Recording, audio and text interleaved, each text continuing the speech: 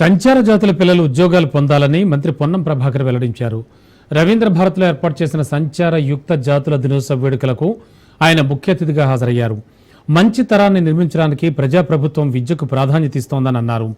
మన జాతి బిడ్డలకు మంచి చదువులు, నైపుణ్యాలు అందించాలని, ఉద్యోగ అవకాశాలు మెరుగుపరచాలన్నారు.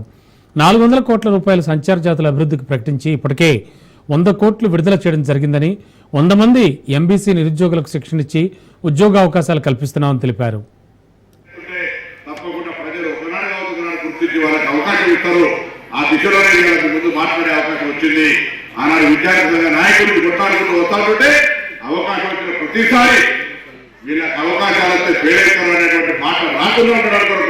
మార్కెట్ చైర్మన్గా పనిచేసిన, రాష్ట్ర అధ్యక్షుడిగా పనిచేసిన, ఎంపీగా పనిచేసిన, ఇలా మంత్రిగా పనిచేస్తా ఉన్నా, ఎక్కడ కూడా గట్టిగా మన యొక్క వర్గాల అభ్యున్నతి కొరకు ప్రయత్నం చేసే విధంగా నా యొక్క పోరాటం కొనసాగుతుంది.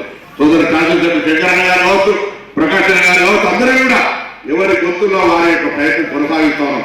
నేను అందరూ ఒకటే కోరుతా ఉన్నా, మరొకసారి కూడా ఇప్పుడే మీరు చెప్పినట్టుగా కొత్త ఎక్స్పెండిచర్ ఇష్యూలో కూడా నేను చిరంజీవి గారు చెప్పినా, నేను మా ఆలోచన కూడా చెప్పినా, మీరు తదుపరి కలిసి ఎక్కడ కూడా మీకు ఎటువంటి ఇబ్బంది లేకుండా ఉండే విధంగా ప్రభుత్వం తరఫున అన్ని రకాల నా బాధ్యత మాట పనిచేస్తూ భవిష్యత్తులో అధికారికంగా లేదా ఇంకా ఘనంగా నిర్వహించడానికి అన్ని రకాలుగా సహకారం చేస్తారనే మాట నేను మనయేస్తూ, మనమంతా ఐక్యంగా ఉండి మనమంతా పోటీ ప్రపంచంలో ఉన్నత స్థానాలకు పోవాలంటే కొంత కఠినమైనటువంటి కఠోరమైనటువంటి దీక్ష అవసరం. అంటే శ్రమతో పాటుగా ఒక లక్ష్యాన్ని, కొన్ని అంశాల పట్ల వృత్తి తప్పుగానే మన మిత్రులు ఎవరు చెప్తారో, విదేశాల్లో కూడా ఉన్నత స్థానంలో ఉన్నటువంటి వాళ్ళు పునవృత్తి నామోషి ఉండదు.